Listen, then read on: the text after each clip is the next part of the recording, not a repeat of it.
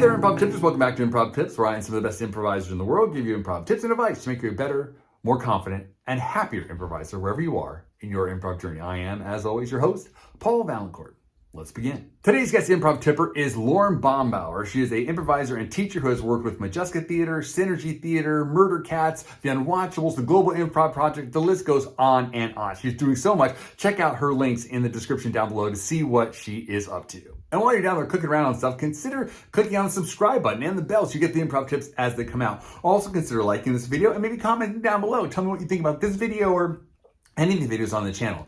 I really love to interact with you and hear what you guys are thinking about in improv. Lauren's tip today is about really freeing yourself up to make discoveries in narrative improv. Oftentimes we can get sort of hemmed in by guidelines or structures or whatever, and she was really encouraging us to make actual discoveries in improv. I think it kind of works in concert with this recent video, Ding Ding by Rich Baker, about vague to clear, about not knowing everything and sort of discovering things throughout the scene. Lauren not only shows us why it's important to make these discoveries, she also shares a great exercise for training this muscle of discovery. So stick around for that at the end. Needless to say, the tip is jam-packed, so we might as well just get down to it. So without any further ado, please sit back, relax, and enjoy Lauren Baumbauer. Hi, I'm Lauren Baumbauer, and my improv tip today is about one of my favorite parts of improv, story and discovery, mostly discovery within story. So not feeling like we're pushing or forcing anything in our narrative, but really being inspired and working with whatever we have to tell our stories. This applies to a longer set like an improvised play or a shorter scene that has a narrative feel to it. Now, getting in close here for some real talk. If you've done or do or have seen or have thought about doing narrative improv, or if you're familiar with story at all, then you're probably familiar with certain tools and structures that are commonly used to help us feel successful telling stories, especially for an audience. These can include tools and structures like the hero's journey or a story spine or a typical beginning, middle, end. Also, different elements of like improv rules, such as making sure you have a who, what, where at the top, you have a protagonist to follow, there's a want, you have a tilt after you have your everyday platform set up, so something's changing in there, you have a climactic moment, you have supporting characters, no one's exactly the same, you're not waffling or putting out useless details, you're not going off tangent somewhere, you're making sure the scenes have certain things happening in them at certain points, and so on and so on and so on.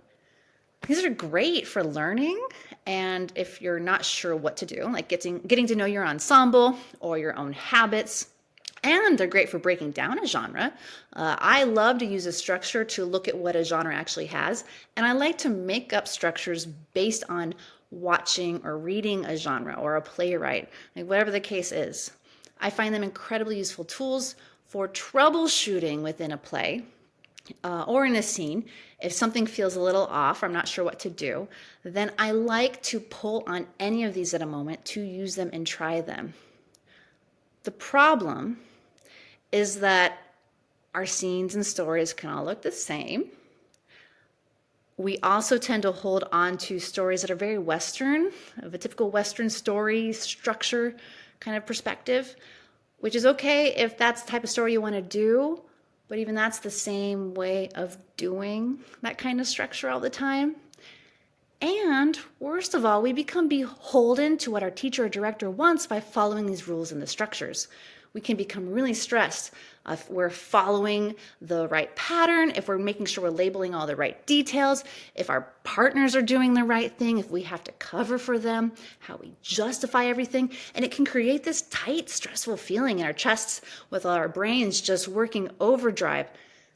Just this feeling of, oh God, did I do that? Did I say that? I didn't say them. Oh no, do I have a name? Do you have a name? Why did that? What am I going to do now? Oh, I have to make sure that I do this over there and have this moment. Oh, but we have to get to that thing. I'm going to ignore this part so I can do this part. Oh no, I negated. What am I going to do? I ruined the whole story. I'm guilty of all of this. I've been there, especially earlier in my journey. And there are times, depending on who I'm playing with or what we're doing, that I can feel that come up. It's not a great feeling to feel like we have to make sure we're serving a structure or a form or certain rules rather than letting them help and serve us. We really want to create the story. So these tools are great for troubleshooting, but they also take away our ability to find out something new, to see a new way of working a scene or story, to find out, hey, this improviser playwright meant for this to happen for some reason, and we'll figure out. And then the feeling we have is more about, ooh, oh, that's why that did that, because and I want this, and now I'm here, and that's why that thing happened in that previous scene because of I get it, and now that's happening, and this is, oh my God. It's a freeing, enjoyable feeling full of a little bit more mystery and actionable dynamic feel to it that's palpable for the audience, for ourselves, and for our ensemble. That's the feeling that we want. It's not easy to just come by. It's helpful to practice that, because one of the reasons we stick to those structures and tools with white knuckle grip is because we're afraid of failing. We're afraid of telling the story wrong, that a teacher will be upset at us, the audience won't like it, and we won't be able to tell a story. So I like to work with different exercises I've come up with, or I've altered, or I pull, that work that muscle, that help us practice taking away that safety net so that we feel a little bit of that fear of trying something that might not work, but feeling safe with our ensemble to try, to explore, and to talk about things if they didn't work or why, and even what could we do in these situations when we're on stage. One of my exercises that I do is a sort of signature staple exercise in a lot of my classes, and it's called garden tracks. Garden tracks can be as simple or as complicated as you want it to be. It came about through a lot of experimenting with different individuals or groups in ways to help people feel safe taking risks in their storytelling. And sometimes me just trying out things that I wanted to do. So I have a lot of versions of this. This is the most basic version I could think of. If you play with it and try it out, I would love to hear what you do with it. Garden tracks comes from the way I look at scenes, which is seed planting of everything that happens in a scene, how someone speaks, how they move, the specific words used, etc., are all seeds of our imagination that eventually are fertilized by the different improvisers as we continue along and then become a beautiful garden at the end. This process happens through train tracks, or whatever kind of path you want, because I tend to look at story as being lit up along the way. So these are like magical seeds that are lighting up and create these sparks of inspiration along the way, so that at the end, once we've hit all the different train stops, we end up at our beautiful botanical garden train stop final destination. So how you do this will depend on how many people you have too. I have a handy dandy little chart here I've made to help give you a visual to understand this better. And this is set up with the idea of at least 8 improvisers. If you have fewer, like say 6, you can get rid of this column if you'd like to. Experiment with this part. There's not a hard, fast rule about it. What this does have, though, are 2 people scenes, not 3 people scenes, nothing like that. No entrances or exits. 2 people in the scenes, and they are determined by an outside person, ideally, not by the people as like a consensus so much. Maybe pull names from a hat if you have to, but keep it kind of random. The best that you're able to. And see here, I have all these little seeds. Can you see that? Those 2 improvisers are going to have all kinds of seeds at this train station that they're putting out.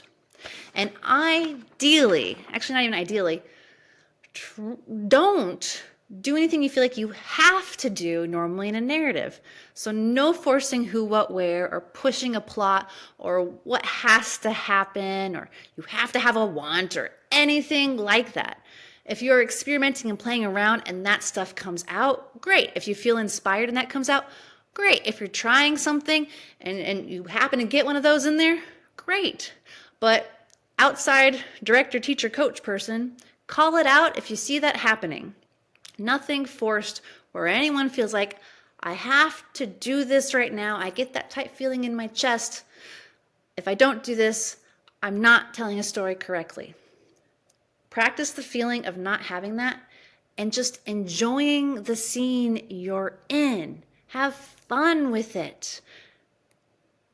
It's crucial.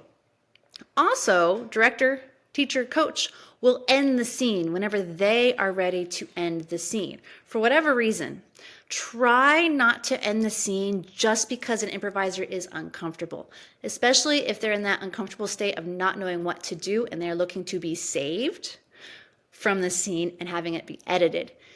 Stay in the thick of that discomfort. And any of that discomfort can be used for story fodder later. That's all part of the seed planting. Afterwards, everyone can discuss what happened and what that all meant. But it's a learning process.